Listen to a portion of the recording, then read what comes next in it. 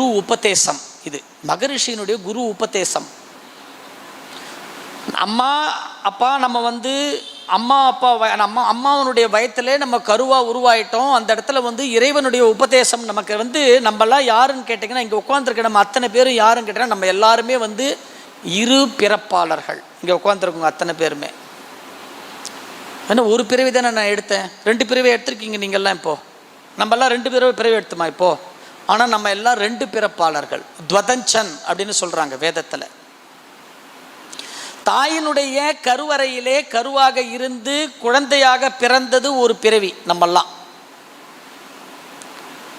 எப்பொழுது குருவினோடு தொடர்பு ஏற்பட்டதோ புருவத்திடை உந்தன் பூவிரலால் தொட்டு, அது ஒரு பிறவி. அப்போ நம்மெல்லாம் யாரு? 2 பிறவிகள். வாழும் காலத்திலேயே 2 பிறவி எடுத்த மகான்கள் நம்ம அத்தனை பேருமே. அப்போது நம்ம அம்மாவனுடைய வயிற்றில் இருக்கும் பொழுது இறைவனுக்கும் நமக்கும் நடந்த ஒரு MOU, மெமோரண்டம் ஆஃப் அண்டர்ஸ்டாண்டிங். இறைவனுக்கு நமக்கு ஒரு அக்ரிமெண்ட் ஒன்று இருக்குது. அப்பா இந்த பாருப்பா, இந்த உலகத்திலே என்னால் படைக்கப்பட்ட மொத்த உயிரினங்களுடைய எண்ணிக்கை 84 லட்சம் உயிரினங்கள் இந்த உலகத்தில் நான் படைத்திருக்கிறேன். அதில் 3,84,000 யோனி பேதங்கள் இந்த உயிரினத்தில் இருக்குது. அந்த 3,84,000 யோனி பேதங்களிலே உச்சக்கட்ட படைப்பாக இன்றைக்கு நீ பல பிறவிகள் கடந்து, பல பிறவிகள், ஓரறிவு தாவரத்திலிருந்து விலங்குகள் வரைக்கும் பல பிறவி கடந்து இன்னைக்கு கிடைப்பதற்கரிய பிறவியான அற்புதமான ஒரு மானுட பிறவி உனக்கு நீ கிடைச்சிருக்கு. உனக்கு இன்னைக்கு ஒரு தாயினுடைய திருவறையிலே நீ வீற்றிருக்கிறாய். இந்த தாயினுடைய கருவறையிலிருந்து நீ 10 மாதம் கழித்து வெளியிலே போகும் பொழுது மாயை உலகம் உன்னை பிடிக்கும். அந்த மாயை உலகையும் படைத்தது நான் தான். இந்த மாயை கிட்ட சிக்கிறது மனிதனை தவிர மிச்சம் எதுவுமே சிக்காது. பார்த்துருக்கீங்களா? விலங்கு சிக்காது, ஓரறிவு தாவரமும் சிக்காது, மனிதன் மட்டும்தான் சிக்குவான். ஏன் அப்படின்னு கேட்டிங்கன்னா, இந்த இப்பேற்பட்ட ஒரு அற்புதமான பிறவி, இந்த பிறவியில் மாயையை எவன் ஒருவன் சிக்காமல் இறைவனுடைய திருவடியை பிடிக்கிறானோ அவன் சரணாகதி அடைவான். அவனுக்கு முக்தி நிலை கிடைக்கும். இப்போ உனக்கு மாயையில் நீ சிக்கக்கூடாது, மாயையில் சிக்காமல் இருப்பதற்கு இப்போ உனக்கு உபதேசத்தை எல்லாம் உனக்கு சொல்கிறேன்னு சொல்லிட்டு அப்போ சொல்கிறாரு, இந்த பிரபஞ்சத்திலே நீ பிறந்திருக்கிறாய், உனக்கு ஜன்மா முக்தி ஜரா வியாதி துக்க தோஷானு தர்சனஹா அப்படிங்கிறார். இந்த உலகத்திலே உனக்கு 4 நிலை இருக்குது. இந்த மனித பிரிவில் உனக்கு ஜன்மா என்றால் பிறப்பு, முக்தி என்றால் இறப்பு. இந்த பிறப்புக்கும் இறப்புக்கும் இடைப்பட்ட காலம் என்பது வாழ்க்கை. அந்த பிறப்புக்கும் இறப்புக்கும் இடைப்பட்ட காலம் வாழ்க்கையிலே நீ 2 நிலைகளை சந்திப்பாய். ஒன்று முதுமை, மற்றொன்று நோய். இது 2ம் உனக்கு வரும். முதுமையும் வரும், நோயும் வரும். இது 4த்தையும் நீ ஏற்றுக்கிறியாப்போ அப்படின்னு கேட்குறார் கடவுள் நம்மக்கிட்ட. நம்ம எஸ்ன்னு சொன்னோம் உள்ளுக்குள்ள. அதனால தான் கரு அது வளர்ந்து அதுக்கப்புறம் வெளியில் வந்தது.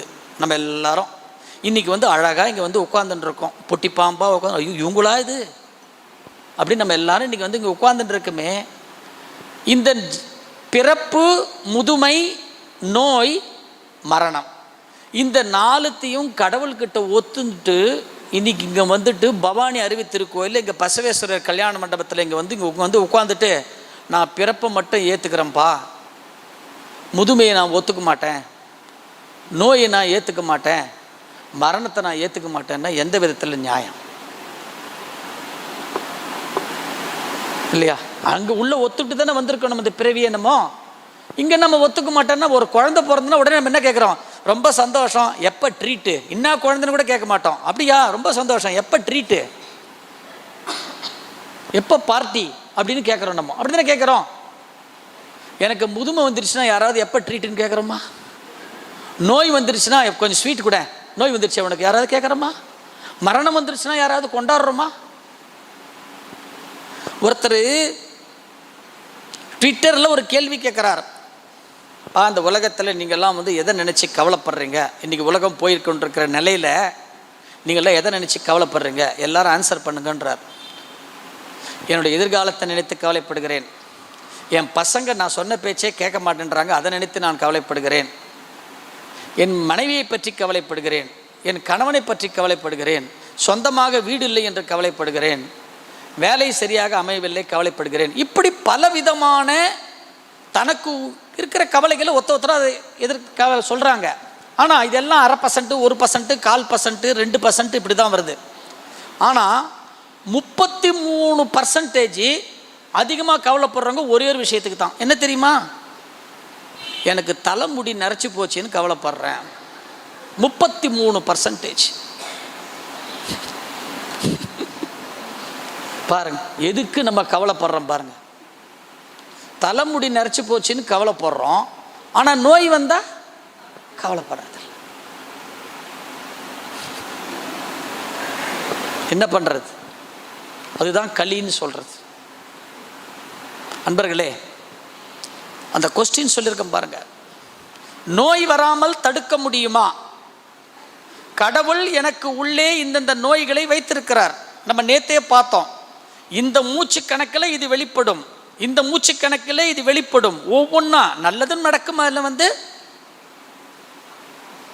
அறமோ மற்றோ மகரிஷி சொன்ன மாதிரி நல்லதும் இருக்கும், அல்ல தீமைகளும் இருக்கும். அல்ல அதை நம்ம ஏற்றுக்கிட்டு தான் ஆகணும். வாழ்க்கையில் நம்ம ஏற்றுக்கிறோன்னு சொல்லிட்டு தான் வந்திருக்கோம் இங்கே.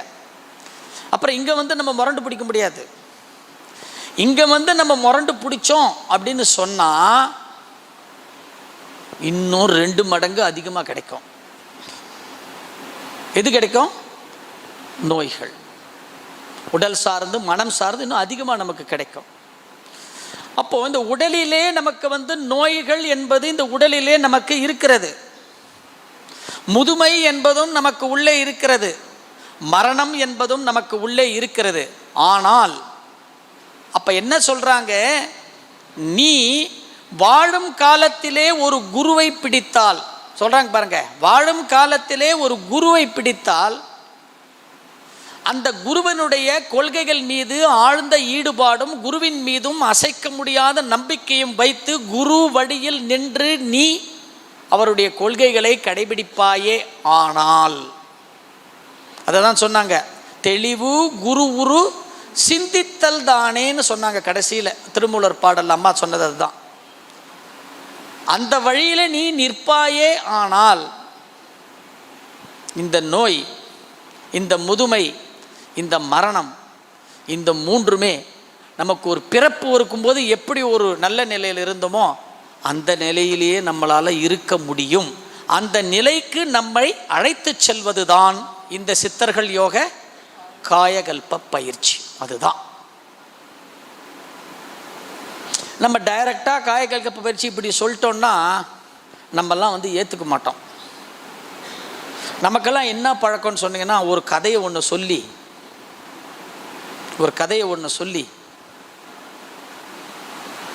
அந்த கதை மூலியமா ஒன்று சொன்னதுக்கு அப்புறம் தான் இங்கே நம்ம எல்லாரும் இருக்குமே, நம்ம எல்லாரும் அம்மாவனுடைய இடுப்புலையோ பாட்டியினுடைய இடுப்புலையோ அக்காவனுடைய இடுப்புலையோ உட்காந்தோமா இல்லையா? நம்ம அத்தனை பேருமே உட்காந்துருக்கோம்ல.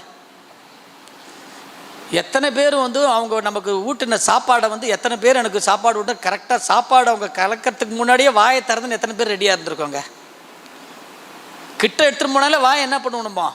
மூடிப்போம், தலையை திருப்பிப்போம், அப்படி பண்ணிப்போம், இப்படி பண்ணிப்போம். பண்ணமா இல்லையா? நம்ம அப்போ வாசலுக்கு கூட்டின்னு வருவாங்க. நம்மளை வாசலுக்கு கூட்டின்னு வந்தோடனே இந்த சாப்பாடு என்பது உண்மை, அதுதான் உண்மை.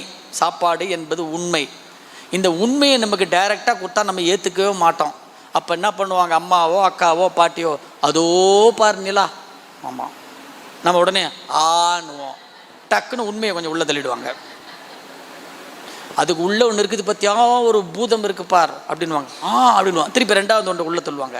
அப்போ நமக்கு என்ன பண்ணுவாங்க கேட்டிங்கன்னா, உதாரணத்தை காண்பித்து உண்மையை உள்ளே தள்ளுவார்கள். நம்முடைய பழக்கம் அப்படித்தான். அதனால தான் நம்ம அடிக்கடி ஒரு உதாரணத்தை சொல்ல தான் உண்மை உள்ளுக்குள்ளே நம்ம உள்ளே போகும். இல்லை உண்மையை டைரெக்டாக சொல்லிட்டோன்னா நமக்குள்ளே இப்படி வாங்கி இப்படி போயிடும். புரியுதுங்களா?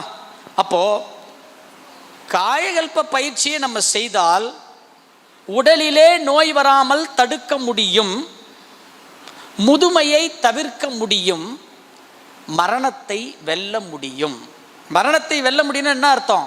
உனக்கு விதி பிரகாரம் இதுதான் மரணம் அப்படின்னு இருந்ததுன்னா அந்த மரணத்தை நீ ஒரு நாள் தள்ளி போட்டாலே அது மரணத்தை வெல்வதற்கு சமந்தானே. அது ஆண்டுகள் பல மரணத்தை நம்மால் வெல்ல முடியும் இந்த காயகல்ப பயிற்சியின் மூலமாக. புரியுதுங்களா? ஒரு பயிற்சிக்குள்ளே நம்ம போகும்பொழுது அதை பற்றி தெளிவு நமக்கு அதிகமாக இருக்கணும். அந்த தெளிவு நமக்கு இருந்ததுன்னா அதை பற்றி புரிதல், அறிதல், உணர்தல், அதை கடைபிடிக்கணும் வாழ்க்கையில். அதை நம்ம செய்துட்டோம்னா நமக்கு வாழ்நாள் முழுவதும் நம்ம என்றென்றும் சொல்கிறாங்க இல்லையா, பாலனாக வாழலாம், பரபிரம்மமாகலாம். அப்போ வாழும் காலத்திலேயே இறைநிலைக்கு ஒப்பாக, வாழும் காலத்தில் இறைநிலைக்கு ஒப்பாகத்தான் நம்ம ஏற்கனவே இருக்கிறோம். ஆனால் அதை சுட்டி காட்டுபவர் குரு. அந்த குரு சொன்ன வழியிலே நமக்கு பதிவுகள் தடுக்கிறது. அம்மா சொன்ன மாதிரி பதிவு தடுத்துருச்சுன்னா உடனே பதிவு தடுத்துருச்சேன்னு சொல்லிட்டு திருப்பி பதிவு மேலே பழிவு போட்டுட்டு நம்ம சும்மா உட்காரக்கூடாது. பதிவு என்பது ரொம்ப பயங்கரமானது. அதை பற்றி நம்ம பார்க்க போகிறோம். நம்ம அத்தனை பேரும் எத்தனை பதிவுகளோடு இந்த பிரபஞ்சத்தில் பிறந்து வந்திருக்கிறோம், யார் யார் மூலமா எவ்வளோ பதிவு வந்துட்டு இப்போ கணக்கெல்லாம் கொடுத்துருவோம் உங்களுக்கு. இப்போது வீட்டுக்கு போய் இந்த கணக்கு வச்சுன்னு சண்டைலாம் போடாதீங்க. ஆனால் தயவுசெய்து இப்போ அதை பற்றிலாம் நம்ம சிந்திக்க இருக்கிறோம். இப்போ நம்ம 3 விஷயத்தில் உறுதியாக இருக்கிறோம். நோய் வராமல் தடுக்க முடியும், முதுமையை தவிர்க்க முடியும். தள்ளி போட்டுடலாம் முதுமை. எப்போ நீங்கள் முதுமையை தள்ளி போடுறீங்களோ அப்போ மரணம் என்ன ஆகிடும் தானாவே. முதுமை வரந்தாலே மரணத்துக்கு உண்டான அறிகுறி. அப்போ நம்ம முதுமையை தள்ளி போட்டுட்டோம்னா மரணத்தையும் நம்ம தள்ளி போட்டுடலாம்.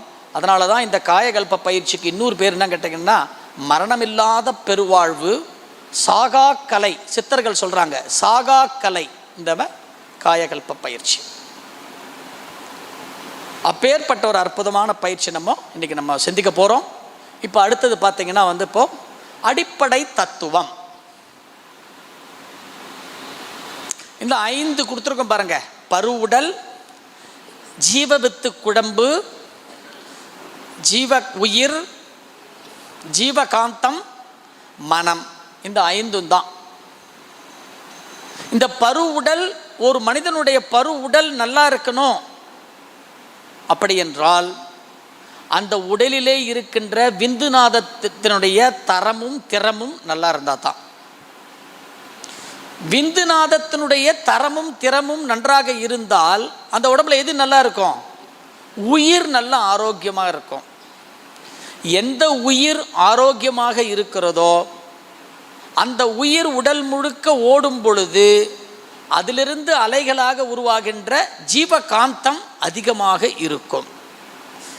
எந்த உயிருக்குள்ளே ஜீவகாந்தம் எந்த உடலுக்குள்ளே அதிகமாக இருக்கிறதோ அந்த ஜீவகாந்தம் அதிகமாக இருக்கிறவர்களுக்கு மனம் எப்படி இருக்கும்?